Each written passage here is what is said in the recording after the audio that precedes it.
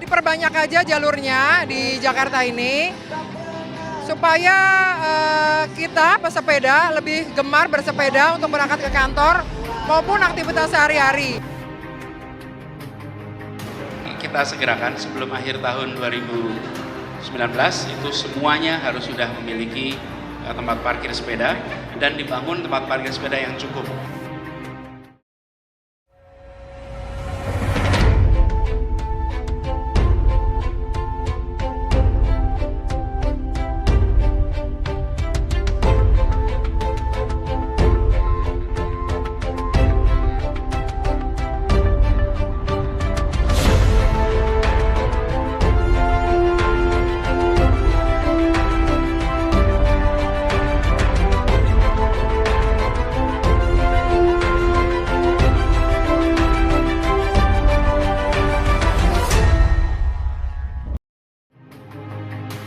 Gubernur DKI Jakarta, Anies Baswedan mengatakan Pemprov DKI Jakarta menargetkan membangun sepanjang 578,8 km jalur sepeda di ibu kota.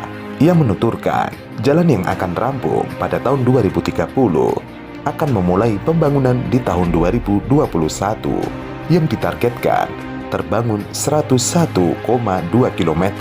Sementara untuk tahun 2021 ini, Pemprov DKI menargetkan terbangun 101,2 km jalur sepeda.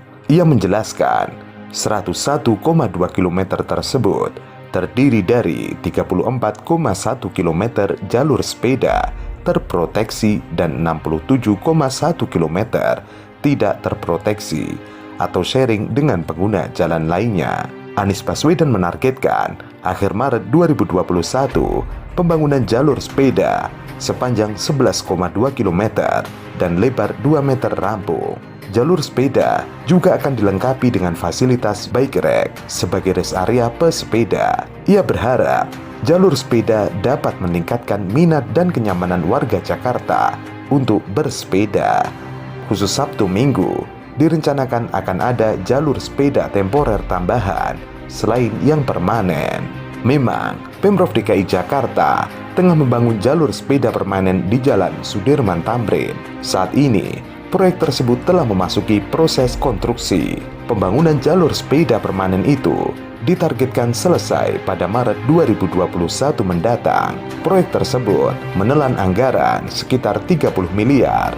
Saat ini sudah dalam proses konstruksi dan diharapkan selesai pada bulan Maret. Anggarannya sekitar 30 miliar, kata Syafrin, Kepala Dinas Perhubungan DKI Jakarta. Anggaran yang digunakan untuk membangun jalur sepeda permanen sepanjang 11,2 km tidak menggunakan APBD DKI Jakarta, tetapi dari kompensasi pihak ketiga. Pemprov DKI Jakarta memang memprioritaskan penggunaan sepeda dan pejalan kaki sebagai pengendalian mobilitas warga selama pembatasan sosial berskala besar atau transisi. Aturan tersebut dijelaskan dalam Peraturan Gubernur Nomor 51 Tahun 2020 yang kemudian diturunkan lebih rinci dalam SK Kepala Dinas Perhubungan DKI Jakarta Nomor 105 Tahun 2020. Oleh karena itu, Dinas Perhubungan DKI Jakarta telah menyiapkan jalur khusus sepeda sepanjang 14 km selama PSBB transisi. Jalur sepeda dinamakan jalur sepeda sementara atau pop-up bike lane yang berada di sepanjang Jalan Jenderal Sudirman dan Jalan MH Tamrin untuk kedua arahnya. Pop-up bike lane mengambil jalur kendaraan bermotor dengan dibatasi traffic cone. Awalnya, jalur pesepeda ditempatkan di trotoar di sepanjang Jalan Jenderal Sudirman dan Jalan MH Tamrin. Kemudian, Pemprov DKI Jakarta memutuskan memisahkan jalur pesepeda dan pejalan kaki guna mencegah penularan COVID-19. Perlu dipahami, di Jalan Sudirman Tamrin itu didesain jalur sepeda ada di trotoar, jadi satu bagian dengan pejalan kaki. Untuk menekan penyebaran COVID-19, maka akhirnya dipisahkan jalur tersebut. Sebelumnya, kebijakan Low Emission Zone atau zona emisi rendah di kota tua yang digagas Gubernur DKI Jakarta Anies Baswedan diapresiasi Dubes Denmark Lars Bo Larsen. Dalam akun Twitternya, Dubes Denmark Larbo Larsen mengapresiasi langkah Anies dalam melakukan kawasan rendah emisi. Saat Jakarta memperkenalkan kawasan rendah emisi skala kecil di kota tua, berikut beberapa pelajaran dari Copenhagen sebagai ibu kota pertama di dunia yang memperkenalkan kawasan pejalan kaki rendah emisi. Tulis Lars Bo Larsen. Hello, this month Jakarta opened its first pedestrian street just behind me here, and I thought I'd welcome them by sharing just a few thoughts about how we've seen the development in Copenhagen, as Copenhagen was the first capital in the world to have a pedestrian street. Back then, it was rather controversial.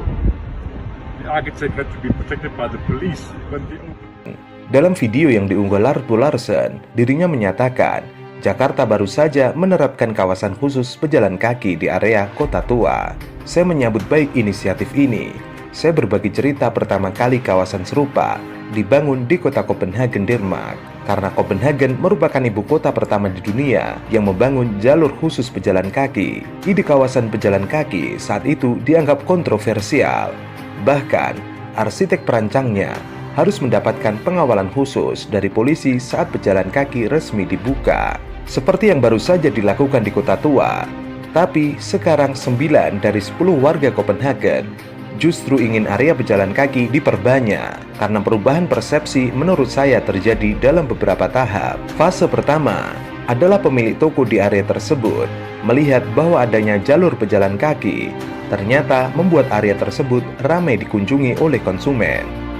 Fase kedua terjadi saat para ahli mulai melihat perubahan perilaku masyarakat Copenhagen saat itu. Mereka jadi lebih banyak jalan kaki dan bersepeda saat bepergian. Hal inilah yang di kemudian hari menjadi tradisi bersepeda yang dikenal sebagai istilah Viking Adventure.